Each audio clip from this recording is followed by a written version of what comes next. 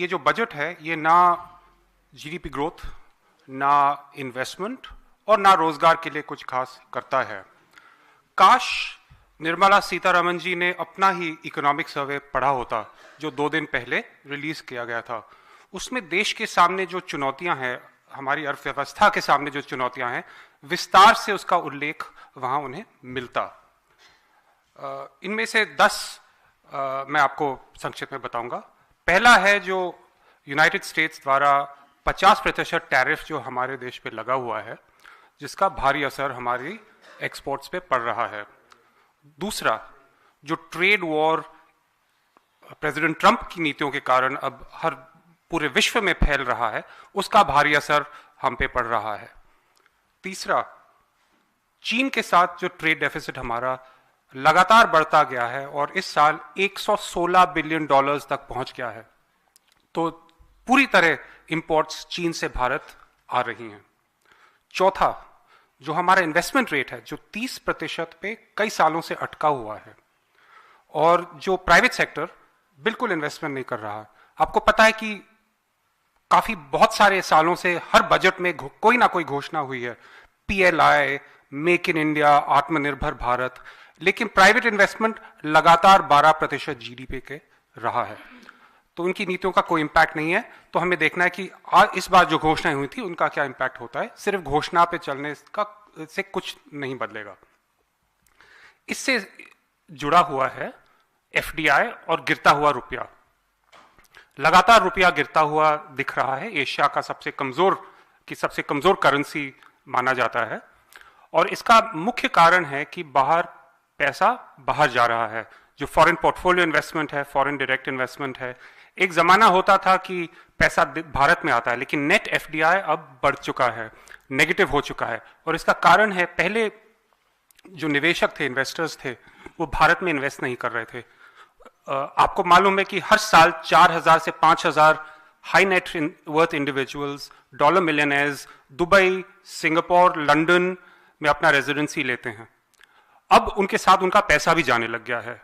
जो overseas direct investment है वो इस साल 24 बिलियन डॉलर्स तक पहुंच गया है और ये एक बहुत बड़ा कारण है कि रुपया लगातार गिरता हुआ दिखता है। जो बजट अभी जो प्रेजेंट किया गया उसका फिस्कल डेफिसिट 4.4% है और ये जो 3% का टारगेट था उससे बहुत दूर है अभी भी। 7वां कारण है कि जो इकोनॉमिक सर्वे ने बताया कि जो इन्फ्लेशन रेट, जो ऑफिशियल इन्फ्लेशन रेट जो डिफ्लेटर के माध्यम से बताया जा रहा है, 0.6% बताया जा रहा है और इसी के बल पे हमें बताया जा रहा है कि ग्रोथ रेट 7.4% है।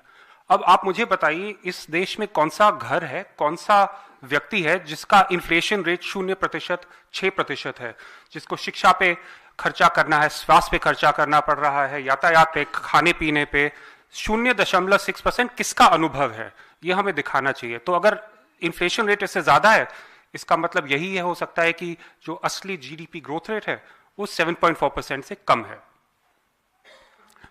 एक और मुद्दा है, जो सूक्ष्म और लघु उद्योग लाखों में बंद होते जा रहे हैं। एक कारण है चीन से लगातार इंपोर्ट आता रहता है और जो सरकार की सारी जो घोषणाएं हुई हैं उनका कुछ इंप्लीमेंटेशन नहीं हुआ है एमएसएमईज के लिए। बढ़ती बेरोजगारी के बारे में आपको कुछ बताने की जरूरत नहीं है, इसके बारे में बजट में कुछ नहीं है। और लास्ट में जो शहरी इंफ्रास्ट्रक्चर की बुरी हालत है, कुछ ही दिन पहले हमने देखा नोएडा में क्या हुआ। एक युवक ने अपनी जान खोली क्योंकि इतना खराब इंफ्रास्ट्रक्चर है, सड़कें खराब हैं, कंस्ट्रक्शन साइट्स खराब हैं और जो एसडीआरएफ, एनडीआरएफ जो फोर्सेज हैं जिनको उन्हें डूबते हुए व्यक्ति को बचाने के लिए आए थे, वो भी नाकाम निकले। तो इन सब चुनौतियों के बारे में इस बजट में कुछ नहीं है। एक और बात महत्वपूर्ण है कि जो सरकार की प्राथमिकताएं हैं वो इस बजट से साफ दिखती हैं और इसमें गरीब और मिडिल क्लास के लिए कुछ नहीं है। और कुछ नहीं है, इतना ही नहीं, उनके खिलाफ जो आर्थिक वार है जो सरकार का है अपनी पूंजीपतियों के पक्ष में और मिडिल क्लास और गरीबों के खिलाफ, उनके बजट की जो अलग अलग हेड्स में जो कटौती हुई है 25-26 फिस्कल ईयर में, वो साफ दिखता है। ग्रामीण विकास मंत्रालय में 53,000 करोड़ काटे गए। बजट और एक्चुअल के बीच।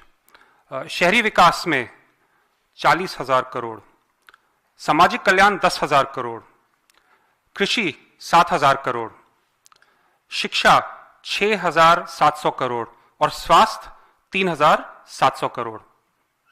तो और जो जल जीवन मिशन है, जो एक इस सरकार का एक बहुत महत्वपूर्ण मिशन कहा तथाकथित जो उनका बताया गया है, उसका बजट